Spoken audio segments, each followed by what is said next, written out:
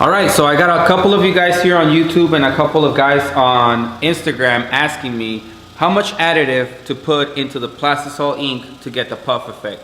So today we're gonna go through the steps on how to figure it out, and we're gonna do all this by eyeballing because we don't have a scale, but there is a way to figure it out. So let's go ahead and get started and show you how simple it is to acquire this effect and nail it every single time. I'm gonna show you guys how to put it in there just a little bit at a time because this is very runny.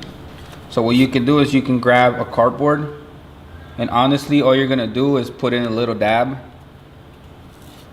just like that. You don't want to exaggerate it, and this is all gonna depend on the amount of ink that you're using. So obviously if you have more ink, you're gonna put a little bit more, but for just this little bit that we're starting with, you might not want to put any more than this.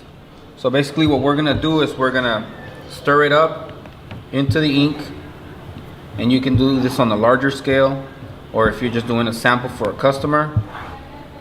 I recommend to use a metal spatula because you're gonna have a better handle on the ink, moving it up and down versus using a plastic spatula or something that's a little bit flimsier. You just wanna stir this up until it's thoroughly all the way in there. Mix it very well. So now you're gonna run your first sample. You're gonna set the temperature on your dryer like you normally would, and you're just gonna speed it up a little bit more. We're not gonna change the temperature, we're just gonna speed up the belt. And then let's say that for whatever reason you're not satisfied with the amount of puff that you added. What you want to do is you want to come back and grab your cardboard, and you just want to add a little bit at a time. Now this time you're going to add a little bit less, because if you overdo it, you're going to have some issues where the ink is going to start breaking when it comes out the dryer, and you're going to have issues with your puff. So just keep it in mind that the first time you add some, you're going to add a reasonable amount, not too exaggerated. And soon after that, if you're not satisfied, you're going to go just a little bit less, because if you go past that point where the puff over puffs, the ink is gonna break. I mean, you can do it just so you can see what I'm talking about. You may overdo it the first few times that you try puff, but if you just try this simple step, and you can just kind of guesstimate the ratio that I put in there. They say 10%, but you can go up to 15, sometimes 20, depending on the effect that you want. But basically, if you follow this simple instruction, you're gonna be able to nail this puff print every single time.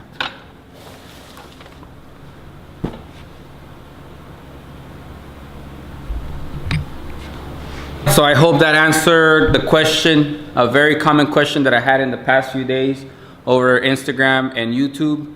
And honestly, I've only done this with plastisol ink. I don't really see why you even would ask the question on if it's possible with water-based. Water-based is so thinned down that it doesn't even make sense.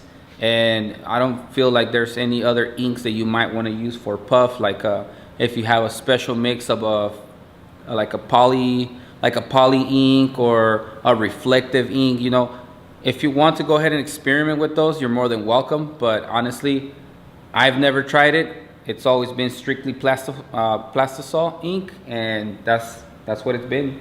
So I hope this helps a lot of you guys out there, and if it does, please give it a thumbs up. Share the video if it's gonna help somebody else, and don't forget to comment to see or to let me know if this was helpful in any way.